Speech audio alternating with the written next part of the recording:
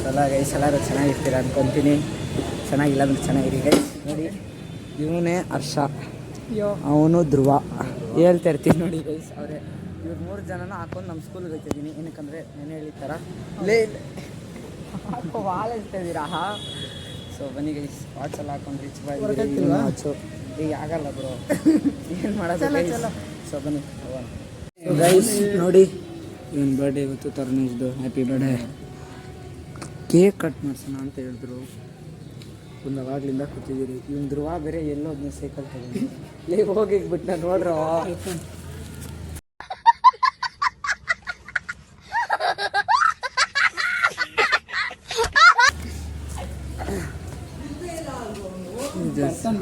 ನೋಡು ಹರ್ಷ ಕಾರ್ಗೆ ಮಾಡ್ತಾನೆ.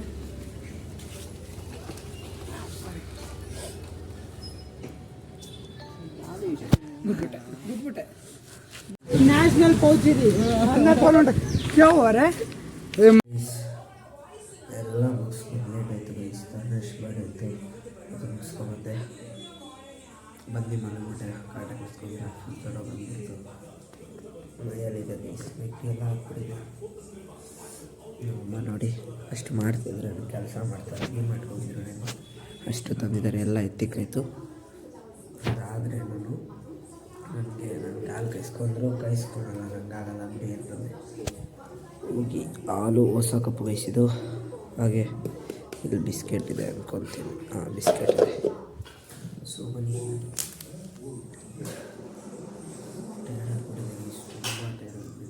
ಇವತ್ತು ಬೇಡ ಒಂದಿಷ್ಟು ಸ್ಟ್ಯಾಪ್ಲರ್ ಪಿನ್ ನನ್ನ ಕೈ ಹೋಗ್ಬಿಡ್ತು.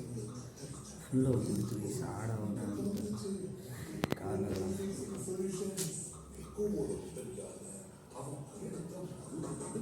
One eternity later.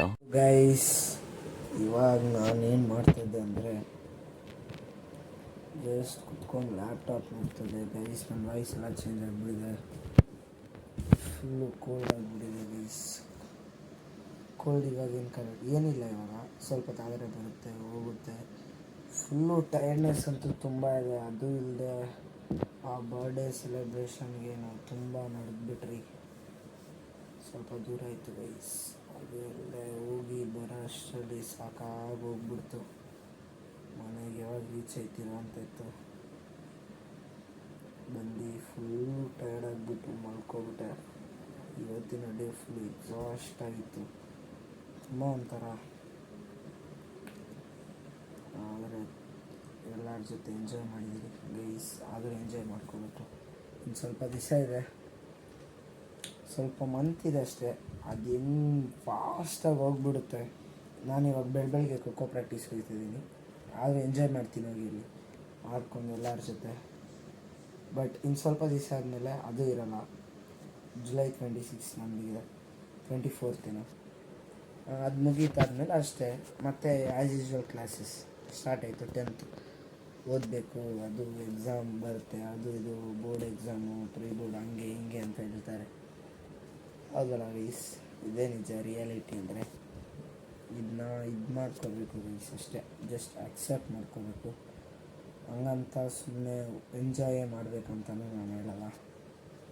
ಬಟ್ ನನ್ನ ಮೈಂಡಲ್ಲಿರೋದು ಚೆನ್ನಾಗಿ ಎಂಜಾಯ್ ಮಾಡ್ಕೊಳ್ಳೋಣ. ಹಾಗೆ ಸ್ಟಡೀಸ್ ಮೇಲೂ ಸ್ವಲ್ಪ ಇಟ್ಕೋಣ ತಲೆನ, ಅಷ್ಟೇ ಗೈಸ್.